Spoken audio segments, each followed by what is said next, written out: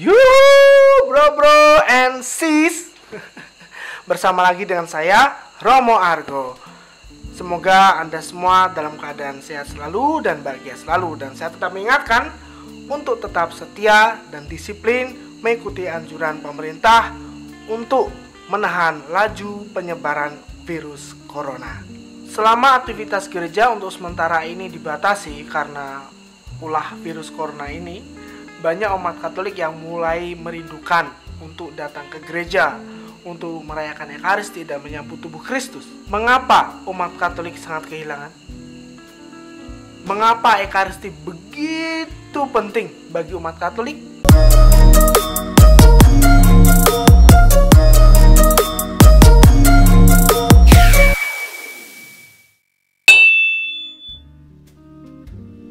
Apa sih Ekaristi itu? Kok penting banget untuk umat Katolik? Ekaristi adalah Yesus Kristus. What? Kok bisa? Di buku Katekismus Gereja Katolik nggak seperti itu? Tenang, sabar dulu. Saya akan jelaskan. Pertama, dalam perayaan Ekaristi, liturgi dibagi menjadi dua bagian. Liturgi Sabda dan liturgi Ekaristi. Dalam liturgi Sabda, kita mendengar Sabda Allah, firman Allah. Dan melalui sabda Allah ini kita mengenal siapa Allah itu. Dan di setiap akhir bacaan, lektor selalu mengucapkan demikianlah sabda Tuhan. Yohanes 1 ayat 1 mengatakan, pada mulanya adalah firman. Firman itu bersama-sama dengan Allah. Dan firman itu adalah Allah. Firman itu telah menjadi manusia dan tinggal di antara kita. Ayat 14. Yang kita dengar itu adalah firman. Dia adalah Yesus Kristus. Allah menjadi manusia. Dia berbicara bukan hanya melalui kata-kata, tetapi melalui seluruh kehidupannya di bumi dan di surga. Kita yang menerima firman itu harus siap untuk dirubah, dan kita harus berteguh di dalam firman itu, karena dialah sang kebenaran. Dan kita kelak akan kembali kepada firman itu sendiri, dan kita akan bertemu dengannya dalam perjamuan kekal di surga. Dengan liturgi Sabda, kita dipersiapkan untuk menerima Tuhan Yesus dalam Ekaristi. Kemudian liturgi Ekaristi. Liturgi Ekaristi, kita menerima tubuh dan darah Kristus. Kemudian ada yang bertanya, kenapa kok kita hanya menerima tubuh saja? Kok darahnya enggak? Nah, di dalam tubuh ada darah. Ya toh? Yang kedua, umat merayakan Ekaristi di dalam gereja yang adalah rumah Tuhan. Gereja ini menyatukan umat Allah yang adalah tubuh Kristus. Kita diundang ke rumah Tuhan untuk merayakan perjamuannya. Maka saat ini saya yakin bahwa banyak orang Katolik yang rindu untuk ke gereja. Kita adalah tubuh Kristus. Maka ketika menerima komuni kudus, imam berkata, tubuh Kristus. Kemudian umat menjawab, amin. Ini berarti kita juga mau untuk menerima saudara-saudari kita. Baik dan buruk, itu adalah saudara-saudari kita di dalam Tuhan. Maka jangan terima komuni kudus kalau belum bisa berdamai dengan saudara atau saudarinya. Tubuh Kristus itu bukan main-main. Tubuh Kristus harus diterima dengan sikap rohani yang sempurna. Yang ketiga, imam di dalam perayaan Ekaristi bertindak dalam pribadi Tuhan Yesus Kristus. Maka tugas imam itu tidak sembarangan.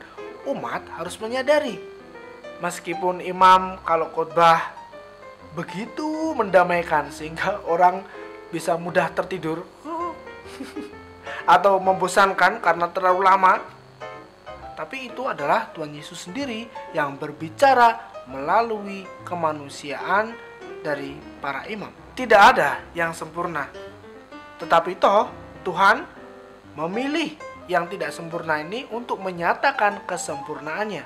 Maka doakanlah para imam, tegur dan ampuni kekeliruannya. Terimalah dan kasihlah mereka seperti apa adanya. Para imam juga tidak boleh lelah untuk melayani. Tugas kita para imam adalah tugas penggembalaan. Kasihilah umat kita dengan kasih Tuhan. Jika ada 5.000 orang di dalam gereja, jangan lelah untuk membagi komuni.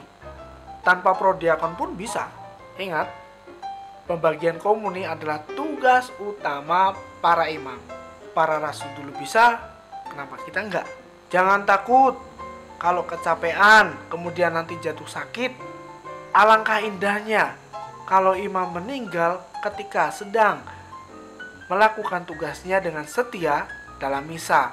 Kalau ada umat minta pengakuan dosa, minta sakramen perminyakan, jangan pernah ditunda, kejar ke ujung dunia.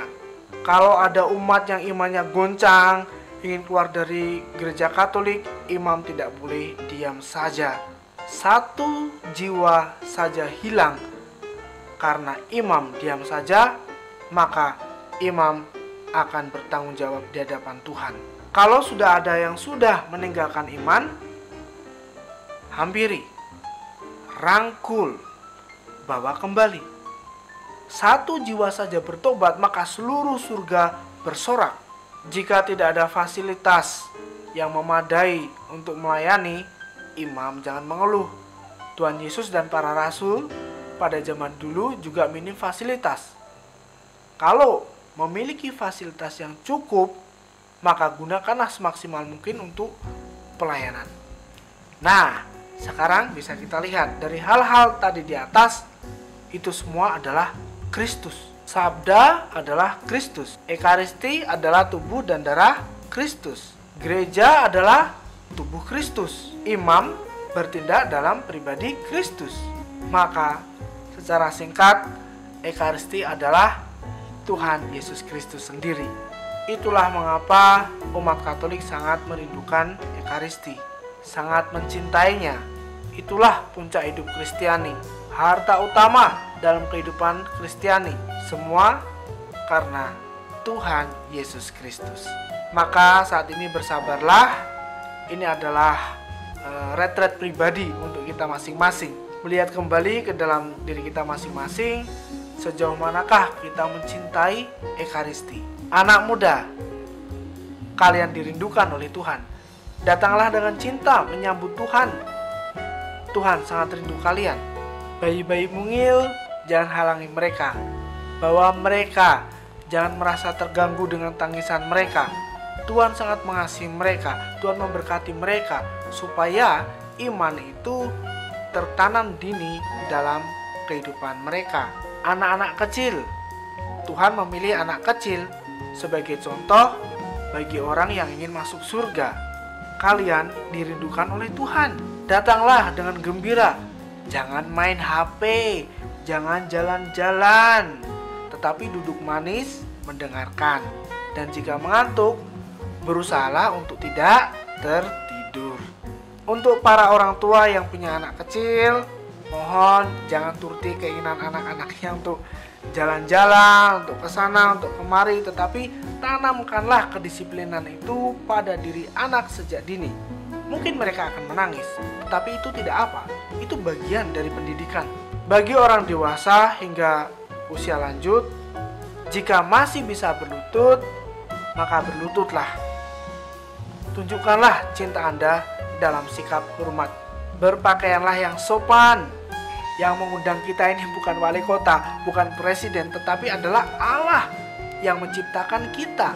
Dialah yang mengundang kita. Terima kasih telah menonton video ini.